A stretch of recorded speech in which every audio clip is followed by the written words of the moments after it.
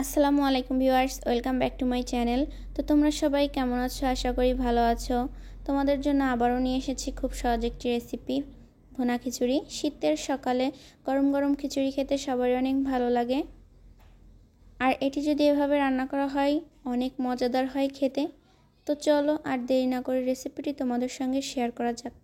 প্রথমে একটি চুলায় প্যান বসিয়ে এতে তেল অ্যাড করে তেলটি গরম হতে দেব। এরপর এর মধ্যে অ্যাড করব পেঁয়াজ কুচি, কাঁচামরিচ, রসুন কুচি দিয়ে ভালোভাবে নেড়ে চেড়ে নিব।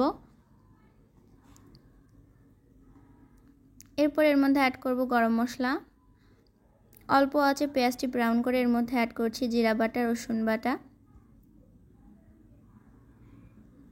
আদা বাটা দিয়ে ভালোভাবে নেড়ে চেড়ে নিব। এরপর এর মধ্যে অ্যাড করব 1 চামচ লবণ, পরিমাণ মতো শুকনো মরিচের গুঁড়া, হলুদের গুঁড়া দিয়ে ভালোভাবে নেড়ে চেড়ে নিব। এরপরে এর মধ্যে অ্যাড করব ধুয়ে রাখা চাউল। এটিকে ভালোভাবে মিক্সড করব, ভালোভাবে ভেজে নিব যাতে খিচুড়িটি খেতে ঝুরঝুরে হয়।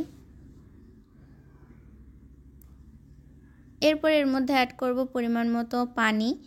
তোমরা চাইলে পানিটার পরিমাণ একটু বেশিও দিতে পারো। এরপর এর মধ্যে অ্যাড করব কয়েক টুকরা আলু খিচুড়ির সঙ্গে খেতে আমার মজা লাগে, এই জন্য আমি অ্যাড করেছি। তোমরা চাইলে এটিকে স্কিপও করতে পারো। ঢাকনাটা তুলে এটি ভালোভাবে নেড়ে নিব। এটি অল্প আঁচে তৈরি করে নেব। দেখো কত সুন্দর হয়েছে। এরপর পরিবেশনের পালা। দেখতেই পাচ্ছ খিচুড়িটি কত লোভনীয় হয়েছে। এটি খেতেও অনেক সুস্বাদু হয়েছে।